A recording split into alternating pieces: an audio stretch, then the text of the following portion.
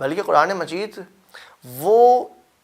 مشکل، وہ پرابلم جو ایک عالمی مسئلہ بن رہا ہے، اور وہ یہ ہے کہ انسان کی زندگیوں سے سکون غائب ہو گئے. اس سکون جو انسانی زندگیوں میں اب نہیں رہا، ہر انسان ہی چاہتا ہے کہ اس سکون کو حاصل کرے، اس سکون کے در پہ رہتا ہے، اور جب وہ سکون اسے نہیں ملتا ہے تو وہ اس بات کو کہ شاید خودکشی میں سکون ہو، خودکشی کی طرف بڑھتا ہے. لیکن قرآن مجید اس حوالے سے انسان کو سولوشن دے رہا ہے، راستہ بیان کر رہا ہے کہ جب انسان اپنے اندر اس محبت کی کمی کو پاتا ہے تو اس محبت کی کمی کے وجہ سے انسان کی نفس میں اضطراب آتا ہے، انسان اسٹریس میں مبتلا ہو جاتا ہے. اس اضطراب سے بچنے کے لیے، اس نفس کے اضطراب سے بچنے کے لیے قرآن مجید راستہ اور طریقہ پیش کر رہا ہے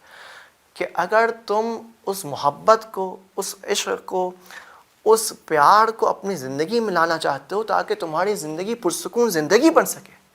تو یہ اہل غیرے کی محبت کے ذریعے تمہاری زندگی میں سکون نہیں آ سکے گی. ایک لڑکا کا ایک لڑکی سے محبت کرنا، ایک نامحرم کی محبت کا اپنے دل میں پالنے سے وہ تمہاری زندگی پرسکون نہیں بن سکے گی. زندگی پرسکون کب بنے گی؟ زندگی پرسکون اس وقت بنے گی کہ جب انسان اس لامحدود خوبصورتی سے محبت کرے، تب انسان کی زندگی پرسکون بنے گی. انسان ان ذوات مقدس ہستی سے محبت کرے جو تمام تر کمالات کے مالک ہیں، تبھی تو رسول خدا نے اپنے اس اجر رسالت میں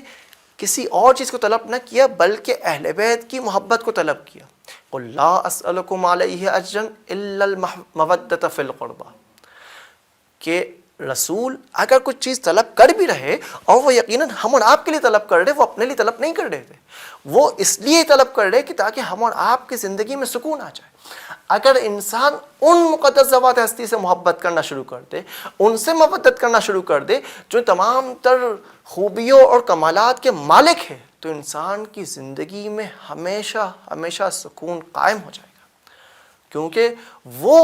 ایسی ہستیاں ہیں، وہ ایسا جمال ہے، ایسی خوبصورتی ہے جو کبھی ختم ہونے والی چیز نہیں ہے، جو کبھی ختم ہونے والی خوبصورتی نہیں ہے، جو کبھی ایسی خوبصورتی نہیں ہے، ایسا جمال نہیں ہے جو آپ کو ٹال دے، آپ کو ٹائم نہ دے، جو آپ کو ترک کر دے، آپ کو طرد کر دے. نہیں،